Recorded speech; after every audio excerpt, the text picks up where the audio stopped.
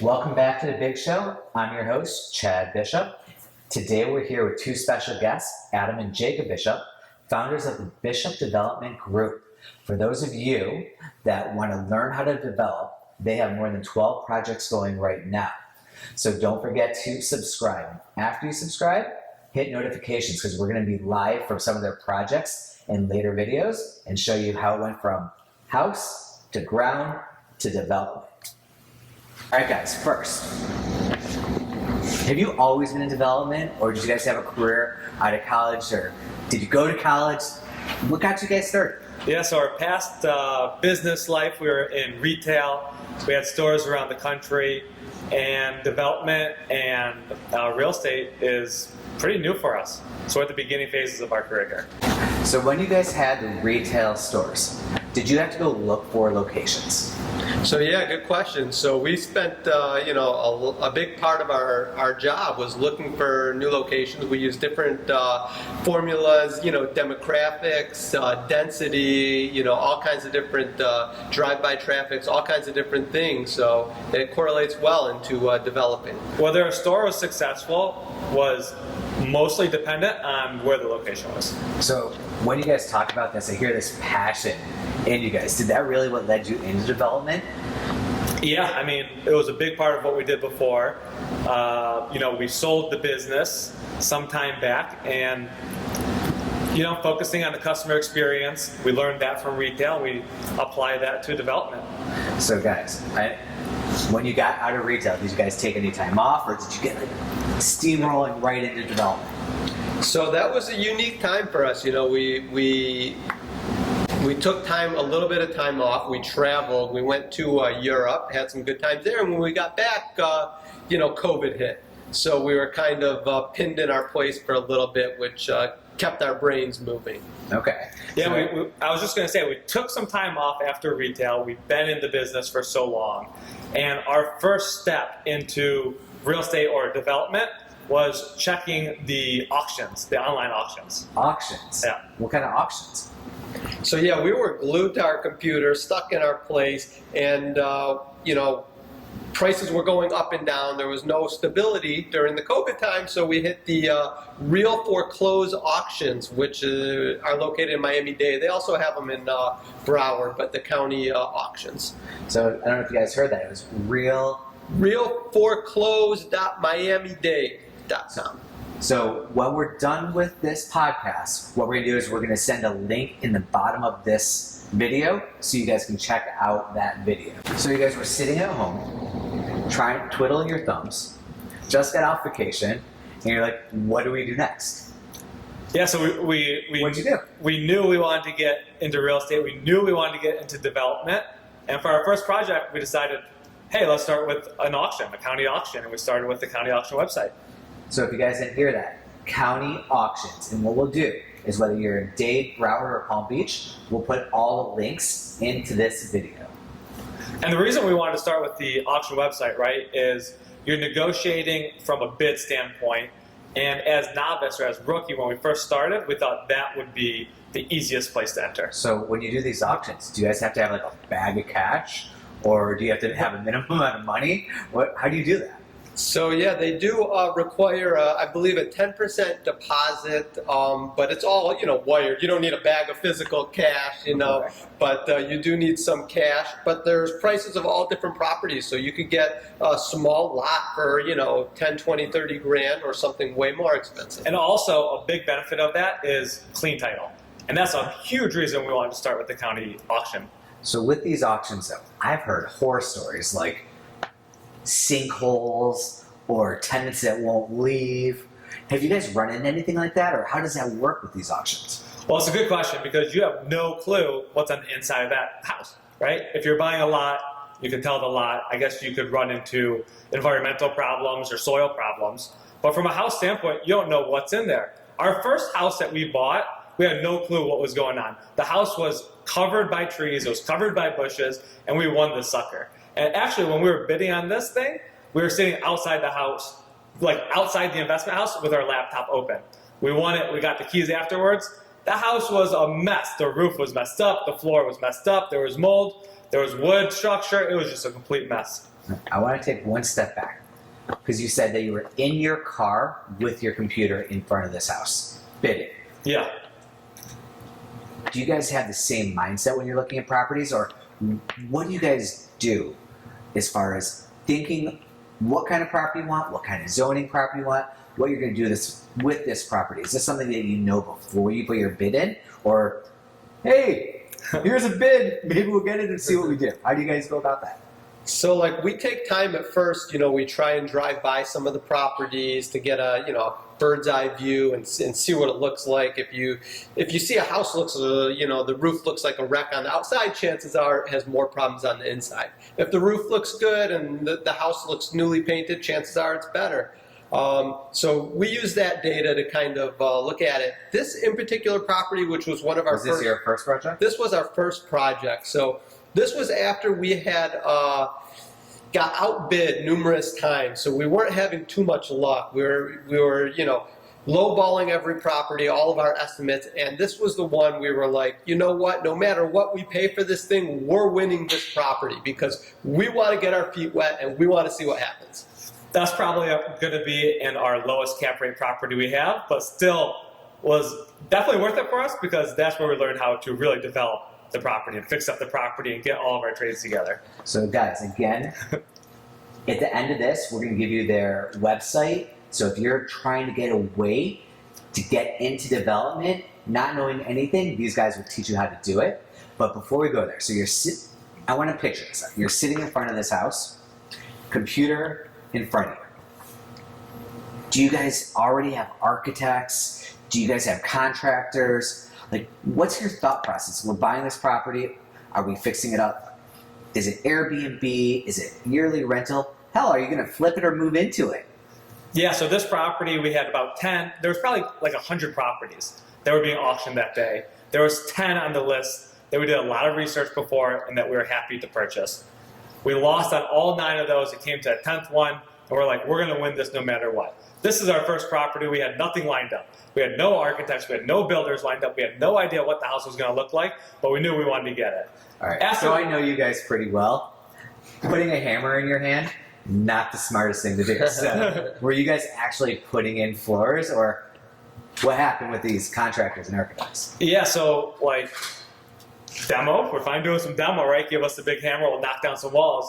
But as far as fixing them up, at first we had no contractors lined up, but we did a lot of research and we built a really good team around us and behind us. And in Florida, in South Florida, there's a lot of talent down here. We were a big part of the design, and then we brought some team on to help us. So you said you did a lot of research in finding architects and contractors. Mm-hmm.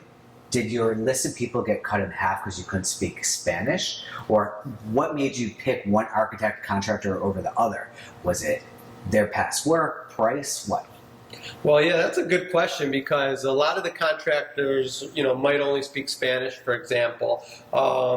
We noticed that most of them spoke enough English to get by, or we would use a Google translator. One of the contractors we ended up picking out and decided to work with, it happened that his wife spoke English and translated for him. And same thing happened with the landscaper. I believe it was his sister spoke English, and he did. Our Spanish is, I call it Spanglish. Okay. But we've ran into no business issues. So another question for you guys. You guys had your other business, got your break in, now you're back into developing. How many projects do you guys have right now? Right now we have 12 that are either open, rented, or that we're actively working on right now. Okay. So with 12 projects, what's your goal? What's your end goal? Are you guys gonna flip these, gonna amass wealth? What's your game plan? Yeah, I think when we first started, I don't know if we had a complete game plan. I'd probably recommend having a game plan before you started. But our game plan is 2 co's. So it's the real estate holding co, and that company is going to buy, develop, and build projects. And then the second co is a vacation rental co. So Airbnb and those type of websites. Okay. The vacation co website is going to rent property from the real estate co website. Okay, so you're going to have websites for all this. Yeah. So guys, if you stay tuned and you're looking to do any Airbnb or vacation rentals in Florida, brand new constructed properties, stay tuned because we're going to get you the websites so that you can get onto them and book them without going through Airbnb and save those fees. Definitely. If you're going to purchase vacation rental properties, make sure you check the zoning on it first. Okay. Nothing more When you important say- than that. So why do you say that? What if you have a two unit property and you're like, I'm an Airbnb 'em. Can you do that in Miami? No, it's got to be specifically zoned for it. You could get shut down pretty quick if you're outside really the Airbnb zoning. So So a quick Google search, T4L or greater in the city of Miami. So Adam, we're going to put that website again into the notes below. What site is that? Our website is bishopbrotherscre.com. We're happy to help any people out just because we know the struggles of starting a new business. Okay. yeah, send us an email. We'll shoot you back a response. All right. So now that you have 12 projects, you guys are kind of some big wigs. You've kind of surpassed me over here. Question is, are you guys looking to get investors now? What are you guys doing to take that next step? Right now, we are still funding most of the projects ourselves. I definitely wouldn't call us a bigwig at this point, but I do appreciate that. Our next project that we're building out is starting in 3 months, and yeah, we're happy to bring on investors for that. All right. And the most important question I have for them is, what one piece of advice would you give a novice, neophyte developer that's like, I got extra money, I want to get into the game? Just do it. You know what? Just don't worry about doing it perfect. Just buy something, do your research on what the price should cost, and execute, and start there. What about you, Adam? Yeah, I totally agree with Jacob. Jump into it. Take a little bit of risk, and the best way to learn is to get your feet wet, is what I've learned from myself. So Start small. Start small, and if you don't want to make the same mistakes that they have missing some projects, make sure you check out their website. What is that? bishopbrotherscre.com. All right. Thank you guys for coming. We do have some studio audience here today, so I'm just going to ask if they have any questions. They don't have mics, so I'm going to relay the question. Excellent. So, studio audience, any questions for these guys? Let's see. I would say, do you focus on houses, condos, or? So our specialty is multifamily, more particularly vacation rentals. So the question was, what is their main focus? Whether it was retail, residential, industrial. We do know marijuana is moving down here, so is it retail, industrial, or are you guys truly focusing on vacation rentals? Yeah, we're truly multifamily. We're truly vacation rentals. You asked for advice before. I would definitely say stick to one field in real estate. You can't be an expert at everything. Don't chase what's hot and just become an expert at one part of it. So back in the day, our mom said to me one time, I wanted to play basketball, football, hockey. And she said to me, Chad, I don't have time to drive you to everything. Put your blinders on, pick one sport, and be good at it. They picked one development, and they're sticking to vacation rentals. Look at that advice from 30 years ago. Still good. Sticks with A little us. brotherly love there. All right. Thank you guys for being at the show. If you guys have any questions about development, go to bishopbrotherscre.com. a fantastic question from the crowd. They want to know, how many times a month are you bidding on properties? How many properties are available daily, weekly, monthly? And how many times are you allowed to bid on these properties? Yeah, good question. I mean, there are tons of properties. There's dozens.